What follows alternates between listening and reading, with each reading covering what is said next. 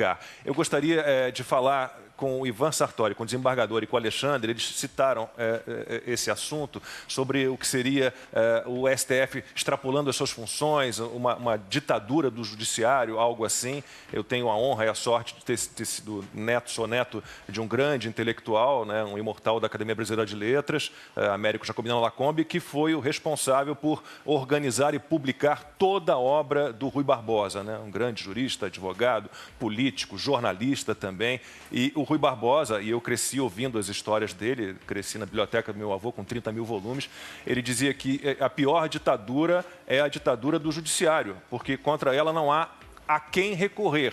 Então eu lanço a pergunta para o desembargador e para o Alexandre, pode ser Alexandre primeiro, depois o desembargador, que caminhos percorrer contra o que tanto o desembargador quanto o Alexandre consideram um STF extrapolando as suas funções. É quase, então, uma ditadura do judiciário. Alexandre, o que fazer? Pois é, são os juízes supremos, né? Acima deles, nem o bispo. Tem que ir direto para Deus. É incrível, né? E eu não vou fazer o trocadilho aí que está se expondo aí, recorrer ao Messias, né? Não vou fazer esse tipo de trocadilho. Agora, tem que recorrer à sanidade mental dos juízes que estão metidos nisso, né? Gente, vamos parar para pensar, né? Eu vi ontem, o Supremo está com todos aqueles painéis de vidro cobertos de madeira, como se viesse aí um tsunami, né? Com medo. Houve manifestações na rua onde mora o ministro Alexandre de Moraes, né? Meu Deus do céu, esse é um teste. Eu sei do tempo em que nós esperávamos os juízes do Supremo que vinham a pé, expostos, atravessando a rua para o plenário, para cumprimentá-los, que corra tudo bem nesse julgamento, né? Todo mundo de cabeça erguida, né? Agora, há essa pressão popular sobre eles por algum motivo. O desembargador Ivan Sartori falou muito bem, lembrou muito bem das pequenas investidas políticas, não técnicas, né? Com ranço político, de pressuposições, de suposições, de subjetividades, de interpretação, de manifestações. Isso não é... Isso é fascismo, né? O jeito grita abaixo o Supremo. Meu Deus do céu, isso é palavra de ordem de qualquer manifestação, né? Fora Fernando Henrique, fora Sarney, fora Lula, fora Dilma. Isso a gente ouviu nos últimos anos, né? E ninguém julgou que isso fosse uma manifestação de revolucionários franceses querendo derrubar a Bastilha, né? Então, eu acho que a gente apela para que haja paz nisso, né? Embora o professor Ives Gandra Martins tenha falado, eu nem citei no comentário que eu fiz no YouTube, tenha falado no artigo 142 para refazer a lei e a ordem, né? E o lugar das instituições, cada um no seu lugar, um sapato em cada pé, né? Cada macaco no seu galho, né? Isso faz parte da ordem na floresta, né? Montesquieu sonhou com isso, os tais de pesos e contrapesos e tal, né? Mas parece que começa a subir a cabeça das pessoas, né? É uma pena que esteja acontecendo isso. Olha, Alexandre, saiu já a nomeação do novo diretor da Polícia Federal. Daqui a pouquinho a gente traz informações sobre isso. Então, eu gostaria de passar a palavra agora para o Rolando Alexandre de Souza. Era um dos cotados, né? Já estava na lista dos mais cotados. A gente traz daqui a pouquinho... Você acertou, Alexandre? Acertei ontem. Boa. Deixa eu passar para o desembargador. Diga. Desculpa, Alexandre, não te ouvi. Não tenho certeza. Deve estar entre 3 Alexandres, né? O de Moraes, o Ramagem e o de Souza. Aí fica fácil.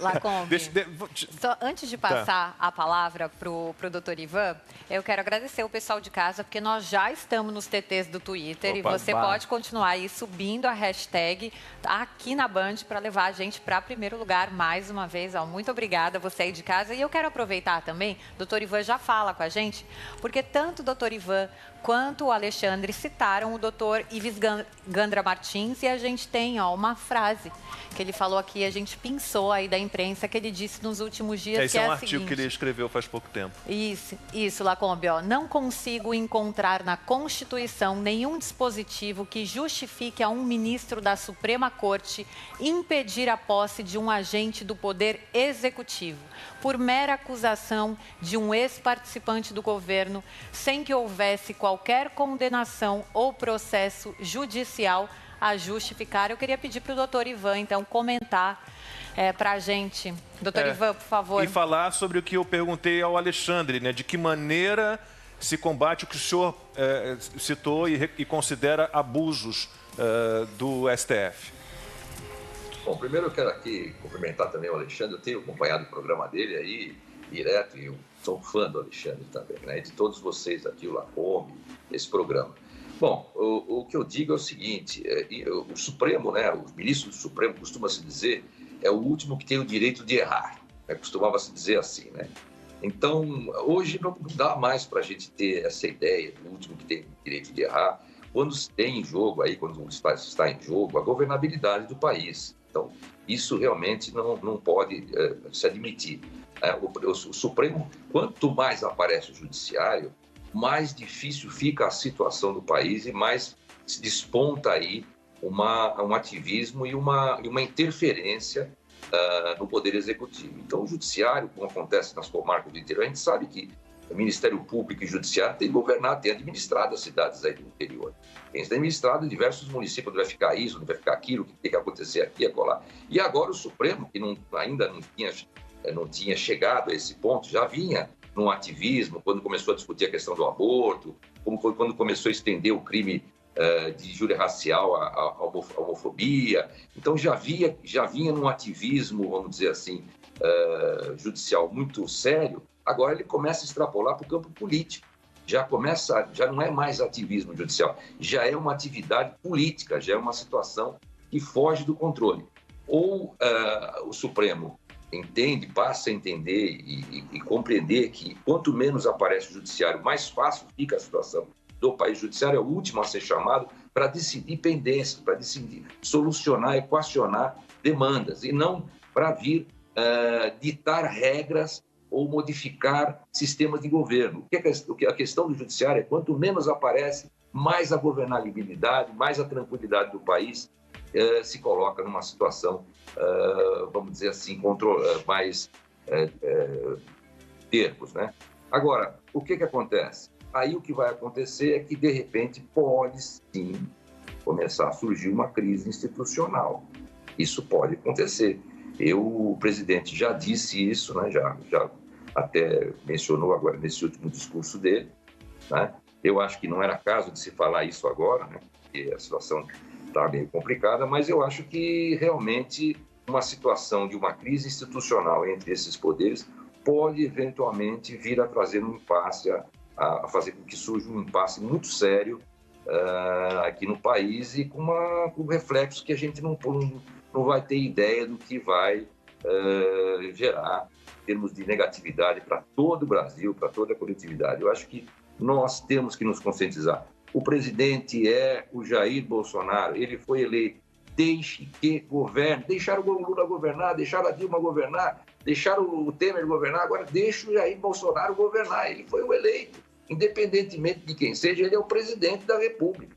Agora, pode ser que haja e que venha assim, que ocorra assim um grande impasse e uma crise institucional muito séria. E aí, os reflexos e os efeitos dessa crise, nós não podemos nem prever. Vai ser muito difícil. Você que está chegando agora ao Aqui na Band, estamos hoje falando aí desse embate entre Sérgio Moro e Jair Bolsonaro, o governo Bolsonaro e STF.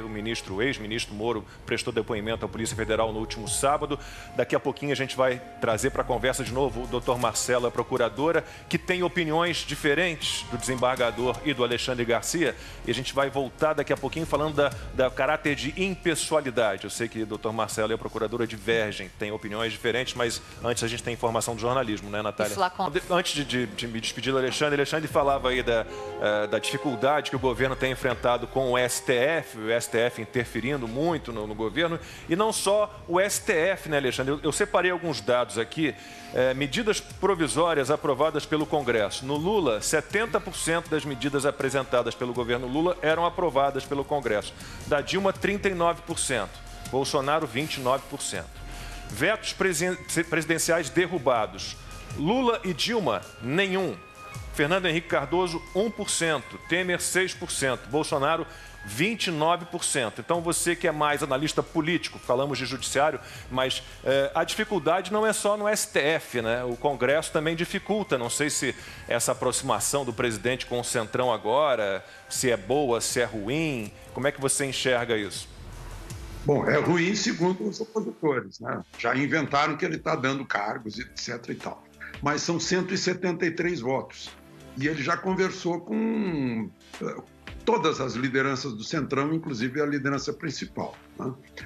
Para resolver isso na base da conversa. Eu lembro que Jânio Quadros me disse que caiu porque deu as costas para o Congresso. Collor foi a mesma coisa.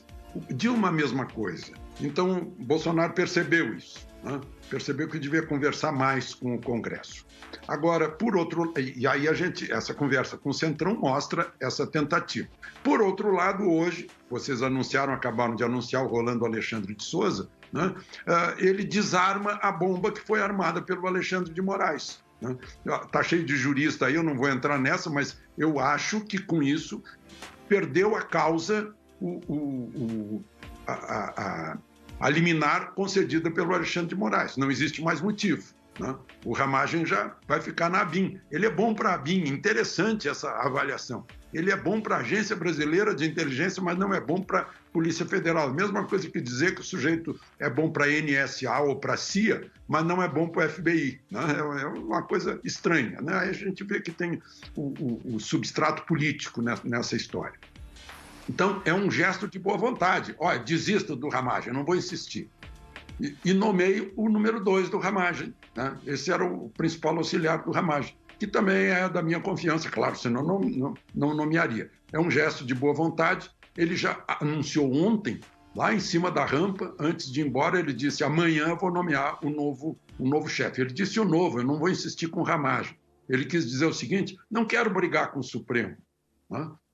Eu não quero continuar com essa briga. Enfim, foi um gesto de... curvou-se ante uma decisão de um juiz singular do Supremo, curvou-se, aceitou, né? Deu um gesto, né? Talvez agora o presidente do Supremo imagine que o Supremo deva dar um passo também, né?